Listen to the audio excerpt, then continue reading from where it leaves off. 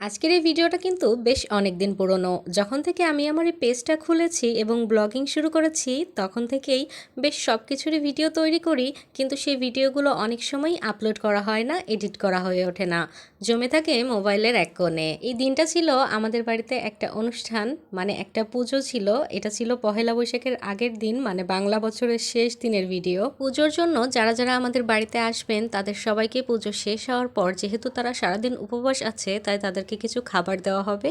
সেই খাবারটাই সকাল সকাল মা তৈরি করছিল। পুজোর দিন সকালে অন্য সব কাজ গুছিয়ে নিয়ে আমার মা প্রথমেই উপবাসীদের জন্য রুটি, তরকারি আর সুজি রান্না করে নিয়েছিল। প্রতি বছরই বছরের শেষ দিন আমাদের বাড়িতে এই পুজোটা উদযাপন করা হয়, মানে বাংলা বছরের শেষ দিন চৈত্র মাসের শেষ তারিখে এই পুজোটা হয়ে থাকে। মা ঠাকুমাদের কাছে গল্প শুনেছি এই পুজোটা নাকি আমাদের বাড়িতে আরো অনেক বড় অনুষ্ঠান করে করা হতো, কিন্তু এখন যেহেতু কেউ কারোর বাড়িতে তেমন একটা যাওয়া পছন্দ করে না, তাই এই অনুষ্ঠানটার মাহাত্ম্য কেমন জানি হারিয়ে যাচ্ছে সময়ের সাথে সাথে।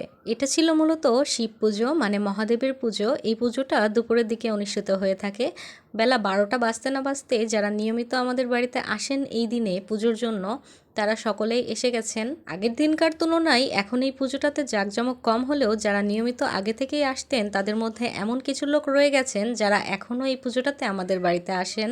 যারা পুজো দিতে এসেছিলেন তারা এসেই নিজেদের কাজ নিজেরা সব একটু একটু করে গুছিয়ে নিলেন, মানে পুজোর সব জোগাড় যন্ত্র তারাই নিজেরা করে নিলেন। আর সবকিছুর সাথে তো আমার মা ছিলই সবাইকে হেল্প করার জন্য, সবকিছু গুছিয়ে দেওয়ার জন্য। সবাই মিলেমিশে কোনো কাজ করলে কেমন জানি সময়ও পার হয়ে যায় আর সব কাজটাও ভালোভাবে সম্পন্ন হয়। পুজো দিতে যারা এসেছিলেন তাদের মধ্যে ছোট সদস্যদেরকে আগে থেকেই গুছিয়ে দিয়ে দেওয়া হলো, যাতে তারা আগে আগে পুজো করে নিতে পারে, যেহেতু বেশিক্ষণ তারা উপবাস থাকতে পারবে না। বিয়ের আগে প্রতি বছর আমারও এই পুজোটাতে সদস্য হওয়া হতো, মানে সামিল হওয়ার চেষ্টা করতাম, কিন্তু এখন আর হয় না। বিয়ের পর থেকে যেহেতু দূরে থাকি, যখনই পুজোটা হয় তখন হয়তো আমার বাড়িতে আসা হয় না। তবে এবছর বাড়িতে থাকার সত্ত্বেও আমি কিন্তু এই পুজোটাতে সামিল হতে পারিনি, কেননা আমি প্রেগনেন্ট এবং 7 মাসের বেশি হয়ে গেছে, তাই এই সময়ে এতক্ষণ আমার উপবাস থাকা সম্ভব না।